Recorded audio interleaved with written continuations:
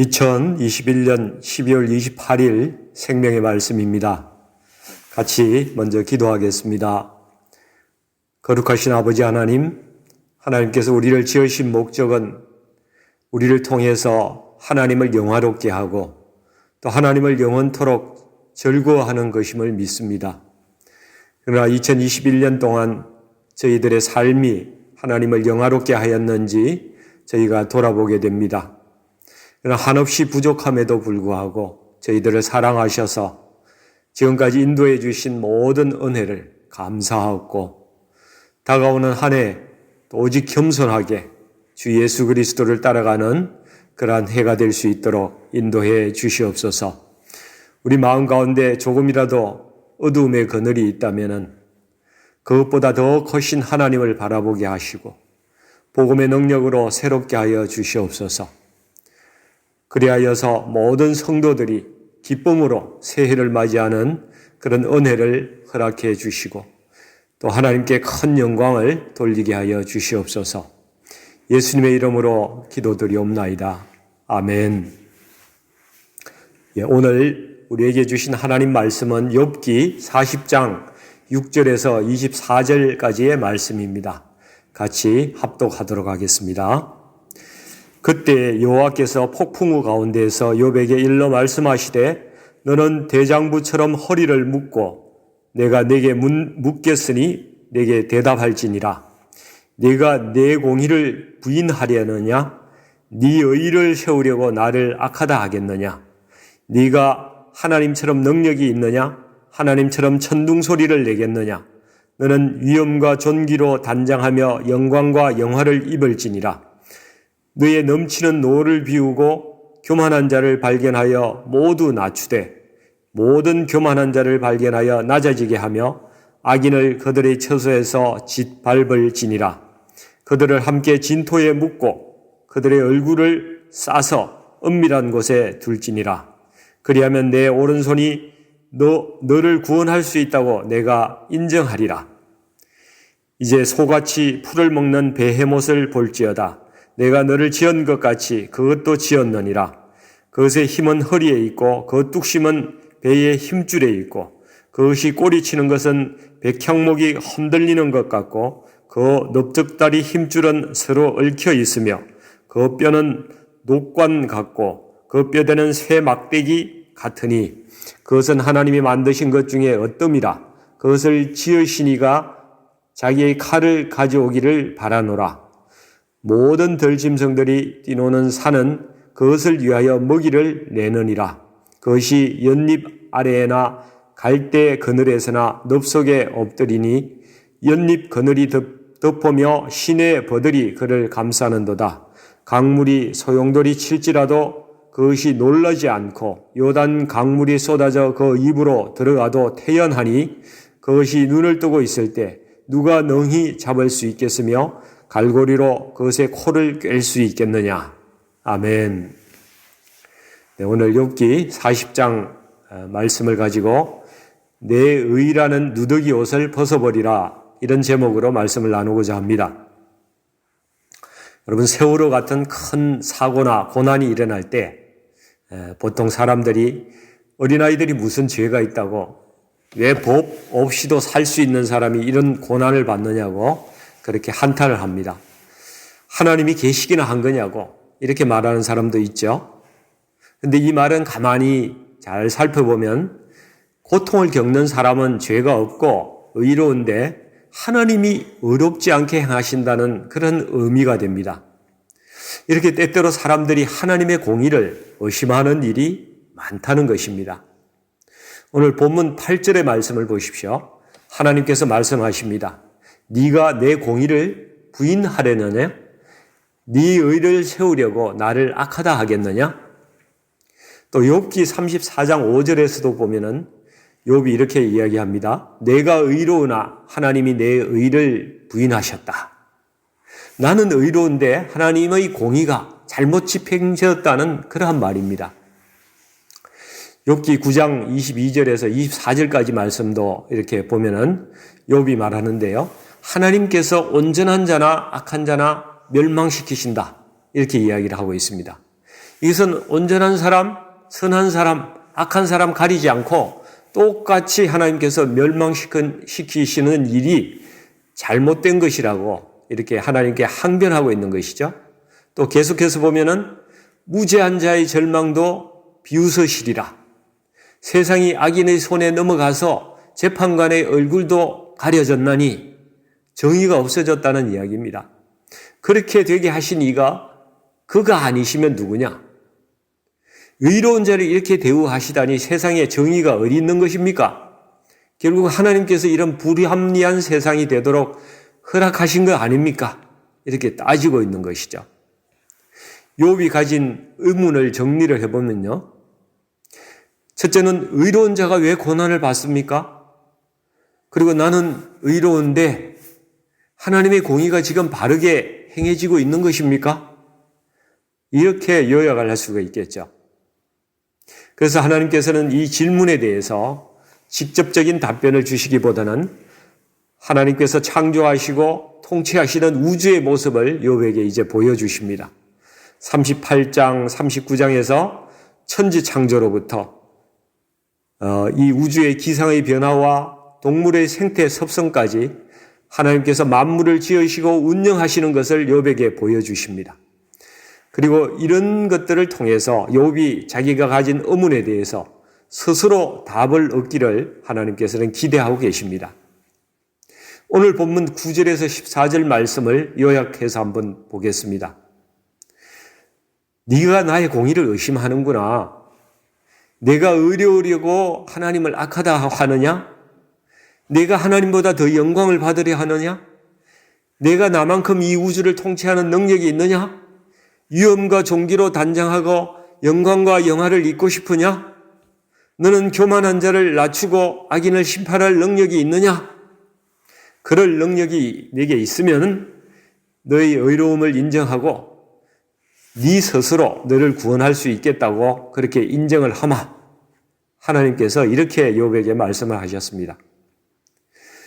그리고 15절부터 23절까지 하나님께서 만드신 것 중에서 어뜸되는 동물인 베헤못을 예로 드시는데요. 베헤못은 성경의 기록만으로는 어떤 동물인지 잘 알 수는 없습니다. 그 꼬리 치는 것이 백향목이 흔들리는 것과 같다 이렇게 표현하고 있는데 여러분 이 백향목은 40m의 높이가 되는 엄청 큰 나무입니다. 꼬리가 40m의 아름다리 나무 크기라면은 몸집은 도대체 어느 정도입니까? 엄청난 크기의 동물인데요. 아마 공룡과 같은 것이 아닐까 이렇게 추정을 해봅니다. 어떤 번역본에서는 이것을 하마라고도 하는데 사실 하마의 꼬리는 돼지 꼬리가 하고 비슷해서 그것을 백향목에 비유할 수는 없죠. 우리가 지금은 볼 수 없는 엄청난 동물이 존재했다는 사실을 알 수가 있습니다. 그런데 그런 동물도 하나님이 지으시고 하나님께서 다스리시는 주권 가운데 있다. 이런 말씀입니다. 하나님께서 모든 우주 만물에 대한 주권을 가지고 계시고 이러하신 하나님의 통치와 공의는 조금도 너희가 의심할 필요가 없다는 것을 우리에게 강조해 주시는 것입니다. 저는 오늘 본문 8절로 다시 돌아가서 네 의를 높이려고 나를 악하다 하겠느냐? 라고 이렇게 하신 하나님의 말씀을 주목합니다. 저는 이번 주 한 주간 내내 사실 이 말씀만 계속 묵상하면서 지냈습니다. 나의 본질된 그 모습은 돌아보지 않고 내가 나를 높이려고 다른 사람에게 인정을 받으려고 내가 그럴듯한 사람으로 보이려고 행하는 그 나의 모습을 이 말씀을 통해서 보았기 때문입니다. 우리가 때때로 행하는 이 선한 일의 동기도 한번 생각해 보았습니다. 내가 정말 하나님의 영광을 위해서 이렇게 선한 일을 하는 것인가? 하나님의 영광을 명분으로 내 의를 높이려고 하는 것이 아닐까? 여러분 창세기 3장 7절에 보시면은 인간의 타락을 말씀하실 때에 그들의 눈이 밝아져 자기들이 벗은 줄을 알고 무화과 나무 잎을 엮어 치마로 삼았더라. 이렇게 말씀합니다. 여러분, 눈이 밝아졌다는 것은 여러 가지 해석이 있을 수 있지만은 하나님 중심의 삶을 떠나서 인간이 자기 중심적으로 세상을 바라보기 시작했다는 것입니다. 하나님 안에 있는 그 풍요와 감사와 찬양과 은혜 가운데 살던 사람이 갑자기 결핍과 수치와 공허함 속에서 그렇게 그 가운데 내팽겨쳐지고 이제 어떻게 하면 되지? 내가 어떻게 해야 내가 잘 살 수 있지?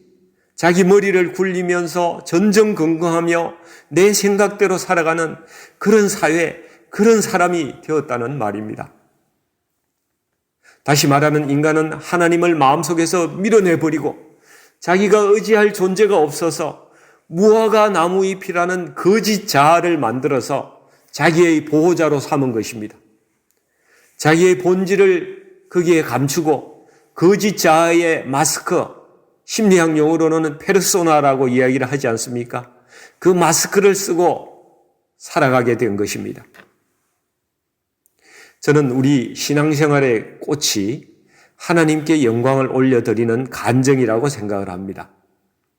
많은 성도님들이 고난 가운데서 주님의 말씀을 생각하면서 기도하면서 또 이기고 견디어서 다시 회복되고 복을 받게 되었다는 간증을 하시죠. 저는 이러한 간증이 매우 귀하다고 생각합니다. 그러나 한편 그런 간증 가운데서도 자기의 신앙의 인내와 결단에 대해서 자기를 높이고 자기가 의롭게 드러나고자 하는 동기가 숨어 있을 수 있다는 것입니다. 참된 간증은 오직 하나님만이 영광을 받는 간증이어야 합니다. 얼마 전 문성 선교사님이 우리 교회에 오셔서 강연하실 때에 파푸아 뉴기니의 그 미희 부족들이 복음을 듣고 이렇게 간증했다고 말씀하지 않았습니까? 나는 남편이 아닌 다른 남자와 간통을 하였습니다. 나는 아내를 수없이 때렸습니다. 나는 수관을 했습니다. 나는 사람을 죽였습니다. 이런 간증에는 여러분 나의 의의가 없습니다. 더러운 나의 본성을 변화하게 하신 하나님의 복음의 능력과 하나님의 의만 분명히 드러나고 있습니다. 우리가 문명화되고 더 똑똑하게 되고 더 지식인이 되고 우리가 신앙생활을 한다는 것은 어쩌면 더 많은 거짓 마스크를 쓰고 살아가는 것은 아닐까 이런 생각이 드는 것입니다. 내가 목사가 되고 전도사가 되고 직분자가 되고 성경을 많이 읽고 금식기도 하고 새벽기도 참석하고 섬김과 봉사를 많이 하고 헌금도 많이 하고 성령의 은사도 받고 그러면 은연중에 내가 신앙생활을 제대로 하고 뭔가 신령한 영적인 사람이 되었다고 생각을 합니다. 근데 여러분 바리새인들도 우리보다 더 철저한 그런 신앙생활을 했다는 사실입니다. 욥도 더할 나위 없이 경건하고 정직하고 다른 사람을 도우며 그렇게 살지 않았습니까? 욥이 자신을 의롭다고 말합니다. 나는 하나님께 책망받을 일이 전혀 없어. 내가 어떻게 살았는데, 내가 어떻게 살아왔는데, 나를 정죄하시는 이유가 뭔지 내가 하나님께 따져볼 거야. 자기 의가 얼마나 강한 것입니까? 욥에게 하나님께서 직접 현현하신 이유가 무엇이겠습니까? 빛이신 하나님 앞에 욥을 완전하게 드러나게 하시려고 오신 것입니다. 욥의 마음 가운데 있는 자기 의를 드러내어서 그를 고치시고 성숙하게 하려 하시는 것입니다. 예수님이 우리에게 오신 이유가 무엇이겠습니까? 예수의 십자가에 내가 가진 그 알량한 그 의를 못 박으라고 우리에게 오신 것입니다. 빛으로 오신 주님을 정말 내가 만나면 나는 너무나 부족한 죄인임을 깨닫게 되고 깊이 감추어진 나의 어둠과 실체가 다 드러나는 것입니다. 만약 내가 살아온 모든 죄악을 비디오로 찍어서 공개적으로 털어준다고 한다면 얼굴 들고 살 사람이 몇이나 되겠습니까? 그런 내가 남을 판단하고 정죄할 여유가 있겠습니까? 내 눈에 들보가 들어있는데 형제의 눈에 티를 어떻게 지적하고 판단할 수 있겠습니까? 누가복음 18장에서는 두 사람이 기도하러 성전에 올라가니 하나는 바리새인이요 하나는 세리라. 여러분, 바리새인의 기도를 들어보십시오. 나는 다른 사람들 곧 토색, 불의, 간음을 하는 자들과 같지 아니하고 이 세리와도 같지 아니함을 감사하나이다.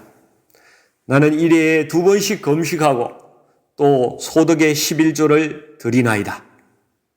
얼마나 자기 의의가 강합니까? 다른 사람과 비교해서 신앙적인 우위를 자랑합니다. 바리새인들의 기도를 통해서 누가 영광을 받고 있습니까? 하나님께서 영광을 받고 계신가요?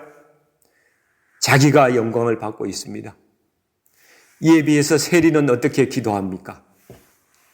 세리는 멀리 서서 감히 눈을 들어 하늘을 쳐다보지도 못하고 다만 가슴을 치며 이르되 하나님이여 불쌍히 여기소서 나는 죄인이로소이다. 나의 죄만으로도 가슴이 무너지고 몸둘 바를 모르겠는데 언제 다른 사람 죄를 들춰내어서 비판하고 나와 비교하고 평가하고 판단할 여력이 있겠습니까? 여기에 어디 자기 의의가 있습니까?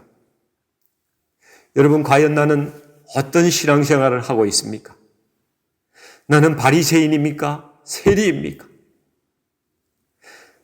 조나단 에드워즈는 신앙 감정론이란 책에서 자기 부인이란 자기를 높이려는 본능을 부인하고 자기 영광을 거부하고 자신을 비우는 일이다. 이렇게 말했습니다. 자기를 높이려는 것은 우리의 본능입니다. 그런데 이것은 죄로 인해 타락하여 생긴 옛사람의 본능이라는 것입니다. 그런데 이 본능은 너무나 악질적입니다. 그래서 조나단 에드워즈도 자기를 높이려는 본능을 부인하는 것이 자기 부인의 가장 어려운 부분이다. 이렇게 말하고 있습니다. 여러분, 옛날 시인과 촌장이라는 이름으로 가수 활동을 한 하덕규 목사님이 가시나무라는 곡을 썼습니다. 나중에 이것을 조성모 씨가 불렀죠. 이 곡을 부른 조성모 씨도 이 곡을 통해서 크리스찬이 되었다고 합니다. 하 목사님은 하나님을 영접했지만은 자기 내면에 가득한 그 자기의 죄악된 마음과 이기심과 자기 중심적인 생각 때문에 너무 고통스러웠는데 어느 날 가시나무 덩쿨을 쓰고 피 흘리고 계신 예수님의 그 형상이 자기 머릿속에 스치듯이 지나가더랍니다. 그 모습을 보고 그때 이 곡을 10분 만에 완성을 했다고 합니다. 내 속엔 내가 너무도 많아. 당신의 쉴 곳 없네. 내 속엔 헛된 바램들로 당신의 편할 곳 없네. 내 속엔 내가 어쩔 수 없는 어둠, 당신의 쉴 자리를 뺏고 내 속엔 내가 이길 수 없는 슬픔, 무성한 가시나무 숲 같네. 여러분, 우리의 마음속에는 내가 너무 많습니다. 헛된 바램들도 많습니다. 나 중심의 이기적인 생각들이 너무나 많습니다. 내가 존중받고 높아지려는 마음이 많아서 예수님이 계실 자리가 없습니다. 예수님의 제자들이 배와 거물을 버려두고 예수님을 따라갔지 않습니까? 정말 훌륭하지 않습니까?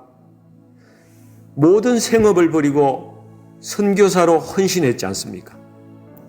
그런데 그들의 3년 동안의 삶이 어땠습니까? 그럼에도 불구하고 서로 인정받으려고 다투고 시기하고 자기 의로 가득했지 않습니까? 여러분, 자신의 본질이 변하지 않으면 목사가 되고 선교사가 되고 장로나 안수집사가 되고 권사가 되고 이것이 하나님 앞에서 아무 의미가 없다는 사실입니다. 거짓 자아의 마스크 하나 더 쓰는 것에 불과하다는 말입니다. 제자들이 변한 것은 여러분 성령으로 옷을 입은 다음이었습니다.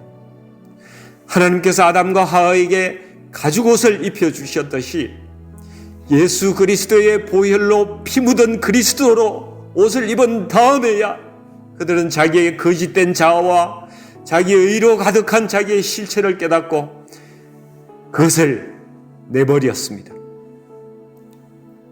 나의 의로 가득하고 내가 살아남으려고, 내가 다른 사람보다 더 앞서려 하고, 더 인정받으려고 하고, 더 명예 얻으려고 하고, 내가 이기려 하고, 조금도 손해보지 않으려고 하고, 양보하지 않으려 하고, 조금 뭔가 잘하는 게 있으면 그만하고 교만해지고, 내가 불편하고 기분 나쁘면 참지 못하고 싸움딱이 되고, 다른 사람 입장이나 아픔과 어려움은 외면하고 있는 그것이 나의 실체가 아닙니까? 여러분, 햇빛 한 번만 씌우면 말라서 없어져 버릴 그 무화과 나무 잎으로 나의 이 실체를 가리고 내가 마치 거룩하고 의로운 사람인 양 다른 사람 앞에서 가면을 쓰고 살아가는 이것이 저와 여러분의 모습 아닙니까? 하나님께서 왜 욥을 우주 가운데 데려가셔서 세상의 이치를 보고 깨닫게 해주십니까? 우리가 크신 하나님의 신실하심과 공의로우시고 절대 실수가 없으신 그 크시고 광대하신 하나님을 믿음으로 받아들이기를 원하시기 때문입니다. 욥아, 경영아, 누구야?